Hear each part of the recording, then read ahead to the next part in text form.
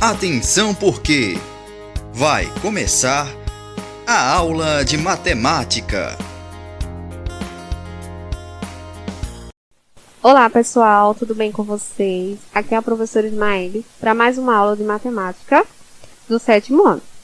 E hoje os conteúdos que vamos abordar é em relação à resolução e elaboração de problemas envolvendo operações com números inteiros. Então vamos concluir aquele assunto em relação aos números inteiros que a gente precisa para abordar o próximo conteúdo, que é a relação de equivalência entre duas expressões algébricas. Então, primeiramente, como fazemos para somar números positivos e negativos? Como seria? Veja, quando eu tenho aí a soma de números inteiros de mesmo sinal, a gente mantém esse sinal. Então, se eu somo mais 4 com mais 5, continua com o sinal de mais, e você soma 4 com 5, 9.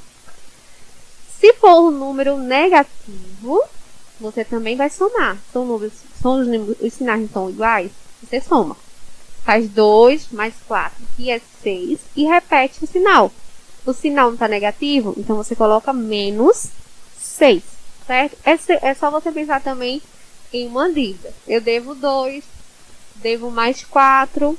Então, quanto é que eu continuo devendo? Continuo devendo menos 6, certo? Você pensa numa ideia de dever, né? Quando uma dívida, quando em relação ao sinal negativo. A soma e a subtração de sinais diferentes, né? Subtraímos os módulos e mantemos o sinal do número que está mais distante da origem. Da origem, que a origem é quem? É o 0.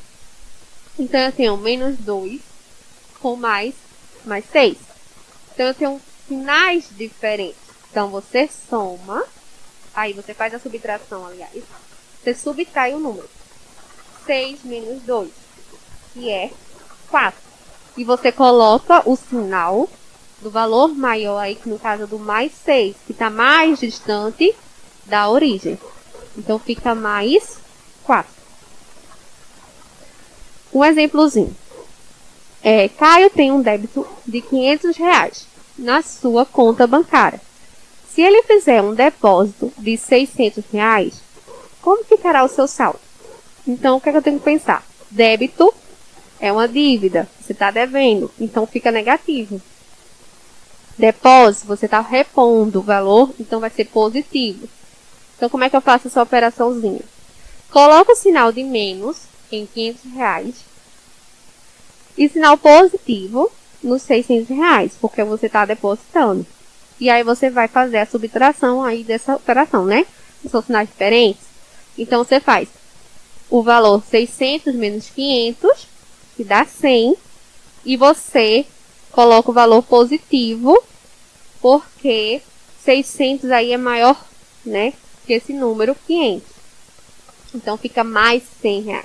Ou seja, você estava devendo 500, repôs 600 na conta, né? Dos 600, retira 500, que é para pagar a sua dívida. Sobrou quem? Sobrou R$100. Então, fica positivo. Então, seu saldo vai ser de R$100. Então, sua conta vai ficar com saldo positivo. E na multiplicação dos números inteiros? Como é que a gente pode fazer a multiplicação de números inteiros? Lembram? Multiplicar é achar o todo e adicionar as parcelas iguais. É uma maneira de simplificar a adição, se você fizer a adição, certo? Por exemplo, parcelas aí de 5. Ó. 5 mais 5 mais 5 e mais 5 dá quanto? R$20. 20, né? Então, quantos 5 tem aí? 4. Então, são 4 parcelas de 5, né? Se você multiplicar 5 pelos números de parcelas, que é 4, a gente também encontrou o mesmo resultado, que é 5 vezes 4, 20, ou 4 vezes 5, que vai dar 20. Então, essas são a multiplicação, que é adicionar parcelas iguais para simplificar, no caso, a adição. Em vez de a gente estar somando, né, que vai demorar, se você fizer com um número maior, não tem como, né? Vai demorar bastante para você fazer essa conta. Então, a gente utiliza a simplificação da multiplicação para resolver esses números. E como é que seria a regra aí dos sinais desses números inteiros? Se o sinal na multiplicação for igual, fica positivo, independente do sinal. Se é mais com mais, né, a multiplicação vai ficar positivo mais. Se é multiplicação de menos e menos, também vai ficar mais. Então, sinais iguais nos fatores, o produto é positivo, ou seja, se o sinal das multiplicações for igual, o resultado vai ser positivo. Então, os dois fatores são números inteiros positivos. Considerando a multiplicação de números naturais, temos o mais 6 vezes mais 4, que é a mesma coisa que 6 vezes 4, 24. Fica positivo. Mais 8 vezes mais 15. 8 vezes 15 igual a 120. Fica positivo. Então, a multiplicação dos números inteiros positivos será sempre um número positivo. Se os sinais forem diferentes, né, o resultado aí vai ser negativo. Então, se eu tiver a multiplicação de mais com menos, vai ser menos. Se eu tiver a multiplicação de menos com mais, vai ser menos. Exemplo. Menos 6 vezes mais 4. Então, você multiplica 6 vezes 4, 24. Só que não são sinais diferentes, menos e mais. Vai ficar menos 24. Certo? A mesma coisa acontece se você colocar menos 6 vezes mais 4. São sinais diferentes, vai ficar negativo. Você multiplica e coloca o sinal negativo se os números forem diferentes. E na divisão também segue essa regra da multiplicação. Se o sinal for igual, fica positivo. Se os sinais forem diferentes, fica negativo. Lembrando que não existe divisão por zero. Então, exemplo aí, para a gente resolver divisões com números inteiros, certo? Vejam, menos 18 dividido por mais 6. Primeiramente, você resolve a divisão. 18 dividido por 6 vai dar quanto? Certo? Dá 3. Por quê? 6 cabe 3 vezes em 18, né? E aí, quando você resolver, você vai ver a operação. São sinais diferentes, coloca o sinal de menos, tá? 70 dividido por 7. 10. Por quê? 10 vezes 7 dá 70. São sinais iguais? Repete, fica positivo. Então, fica mais 10. Como a gente pode ver aí o resultado. 18 dividido por 6, menos 3. Porque negativo, os sinais são diferentes. 70 dividido por 7 dá mais 10, porque aí os sinais são iguais. Se fosse menos 70 e menos 7, também daria mais 10. Não é o sinal igual? Vai ficar positivo. Outra atividadezinha. A gente tem esses 4 aí, essas 4 operações, e vocês relacionam com os resultados. Então, eu tenho menos 42 vezes menos 7. Menos e menos, não é isso? Na multiplicação. Então, o resultado vai ser positivo. E eu vou multiplicar 7 vezes 42 e a resposta dá letra A, mais 294.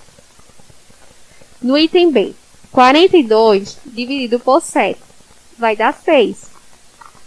São sinais diferentes. Quando não tem nenhum sinal, é porque esse valor é positivo. Então, vai ser mais 42.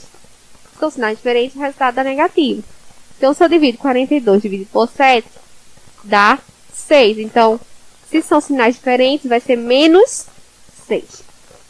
Na letra C, eu tenho 81 dividido por 3. Vai me dar o resultado de 27. O sinal vai ficar negativo, porque os sinais são diferentes. Ok? Então, aí, na letra D já é 81 vezes 3, dá 243. São sinais iguais, o resultado fica mais 243. Como vocês podem verificar aí, certo? Estudando, né? Aí a gente deu uma revisadazinha em relação aos números, a sua multiplicação. Então, quando eu tiver a multiplicação de números inteiros, se for sinais iguais, o valor fica positivo. Se os sinais forem diferentes, fica negativo. Isso vale tanto para a multiplicação como para a divisão. E agora a gente vai abordar outro assunto que é em relação às expressões algébricas equivalentes. Estudamos, na primeira unidade, alguma relação dessas expressões algébricas. Que era o quê? Misturar letras com números, Quando a gente faz a junção dessas duas, de letra com número, aí a gente tem as expressões algébricas. Em que a gente tem as variáveis, que eram chamadas de variáveis e incógnitas. Aqui a gente também vai fazer algumas operações em que a gente precisa multiplicar, dividir os números que têm sinais diferentes. Então, a gente estudou lá na primeira unidade sobre as expressões algébricas. Só que, identificando o que era o número, a letra, uma variável, uma incógnita, não é isso? Que é a junção da letra com o número. Então, em que aquele número que está acompanhado da letra é chamado de variável ou incógnita, que é o que a gente vai descobrir. A gente não sabe o valor que tem aquela letra, não é isso? Então, aqui a gente observa as expressões algébricas equivalentes, é o que a gente vai estudar, Um exemplozinho do raciocínio de Júlia e Guilherme. Então, Júlia diz o seguinte: existe outra maneira de dizer 3 vezes o 5 mais 4 vezes o 5, sem falar o resultado? Aí o colega Guilherme diz o seguinte: fácil, é só dizer 7 vezes o 5. Isso resulta em 35. Então, dizemos que as expressões algébricas são equivalentes quando podemos substituir uma pela outra. Nesse enunciado aí, a gente pode dizer que o número desconhecido, que é o resultado que a gente quer descobrir, por x. A gente coloca o valor x. Que é o que a gente quer saber, que a gente não sabe, Podemos então dizer que o 3 vezes esse número mais 4 vezes esse número representa o seguinte: 3 vezes o x, no raciocínio de Júlia. 3 vezes o 5. Trocar esse 5 por x. Então, vai ser 3 vezes x mais, o sinal de mais, 4 vezes o x. Então, essa é a forma de expressar o que Júlia estava falando. Já o raciocínio de Guilherme é 7 vezes 5. Então, a gente troca o 5, que é um número desconhecido, por x. Então, vai ser 7x. Então, dizemos que essas expressões algébricas, 3x mais 4x e 7x, são equivalentes. E podemos, sempre que quisermos, substituir uma delas pela outra. Então, simplificando, essas expressões algébricas. Então, temos aí o exemplo de y mais y mais y. Quando temos sinais iguais, você vai somar e repetir a letra. Então, se está positivo, continua positivo, repete a letra. Quantos y temos? Temos 3, então fica 3y. Já o outro é negativo, menos z, menos 3z, menos 2z. O sinal não está igual, todos não são negativos? Repete a letra, que a letra no caso é z, não é y, tá? Então, vocês façam essa correção, é z. Então, quanto a isso vai somar? Quando está só a letra, vale 1. Então, esse z vale 1, com mais 3, 4, com mais 2, 6. E repete o sinal, que aí no caso é o negativo, menos 6z. Já quando o sinal for diferente, devemos repetir o sinal do maior algarismo e subtrair o maior com o menor algarismo. Igual na operaçãozinha, só com os números. Acontece a mesma coisa com as expressões que têm letras. Então, eu tenho 3, 5, menos 5y. Você repete a letra, certo? E você faz a subtração. 5 menos 3, 2. O algarismo que está maior aí, quem é? O 5, Qual é o sinal do 5? Menos, então fica menos 2y. Menos 7x mais 9x dá quanto? Se é x e x, então você repete a letra x e faz a subtração. Não são sinais diferentes? Então, faz 9 menos 7, que dá 2x. E essas expressões equivalentes, né, há um método para reconhecer a equivalência das expressões, se elas são equivalentes. É utilizar a distributiva ou a da evidência, que são propriedades da matemática para desenvolver uma expressão. Então, temos aí a distributiva, que é uma propriedade de multiplicação em relação à adição ou à subtração de dois fatores, e a evidência, que é um recurso matemático para fatorar elementos comuns. Calma, que a gente vai identificar como essa distributiva e essa evidência. Na distributiva, como é que a gente faz? Temos um exemplo aí, ó. 2x, né? 2 multiplicando entre parênteses x mais 1. Na distributiva, eu vou distribuir, né? Então, eu vou multiplicar esse 2 com os valores que está dentro do parênteses. Então, começa pelo x. 2x, 2 vezes x, 2x. Veja o sinal. 2 está positivo, mais o sinal de dentro, né? Está positivo, então repete o sinal de mais. E multiplica. 2 vezes 1, 2. Então, aí eu fiz a distributiva, que dá 2x mais 2. A letra B já é o seguinte. Você vai multiplicar o 3 pelos valores de dentro. 2 vezes x menos 3, né? Então, vai fazer 3 vezes 2, 6. E repete o x. Tá mais com menos, fica negativo. Então, fica menos. Vai fazer 3 vezes 3, 9. Então, o resultado da distributiva é 6x menos 9. Percebam que, quando os sinais forem igual, né, fica positivo. Quando os sinais forem diferentes, fica negativo. Desenvolvendo aí a propriedade da distributiva nessas expressões, né? Então, aí eu tenho 4 entre parênteses x menos 3. Depois, menos 2 entre parênteses 3x menos 1. No item A, você vai multiplicar 4 vezes x, depois 4 vezes 3. Mesma coisa acontece com o B. Veja o resultado aí, ó. Se eu multiplico 4 com x, vai ficar 4x. Mais com menos, menos, né? Que os sinais são diferentes. 4 vezes 3, 12. Então, fica 4x menos 2. Menos 2 vezes 3 dá 6. Menos com mais, né? Que o 3 está positivo. Então, sinais diferentes, fica negativo. Fica menos 6x. Menos com menos 1, né? Sinais iguais, fica positivo. Então, eu tenho 2 vezes 1, 2. Já na evidência, colocar o fator comum em evidência. Então, eu tenho 2x mais 2. Coloco 2 e entre parênteses, 2 vezes quanto? Que dá 2x. X, não é? Então, eu coloco x. Sinais são iguais, então vai ser mais. 2 vezes quanto que dá 2? 1. 2 vezes 1 dá 2. Então, fica 2 entre parênteses x mais 1. 6x menos 9. Então, eu posso fazer quantas vezes? Eu coloquei o 3, né? Que tanto ele pode dividir o 6 e o 9. Então, 3 em evidência. 3 vezes quanto que dá 6x? 2x. Por quê? 3 vezes 2x me retorna ao valor 6x. Menos com mais dá menos. Então, faço 3 vezes quanto que dá 9? 3. 3 vezes 3, 9. Então, essa é a evidência. Por exemplo, desenvolva a propriedade de fatoração de evidência encontrada na expressão equivalente. 4x mais 4. Qual que eles têm como aí? Eu posso colocar em evidência qual valor? O 4. Certo? Não pode ver, observar na lição. 4. E entre parênteses, 4 vezes quanto? 4x. 4 vezes 1 dá 4, então eu coloco 1. X mais 1. O outro em evidência eu posso colocar o 6.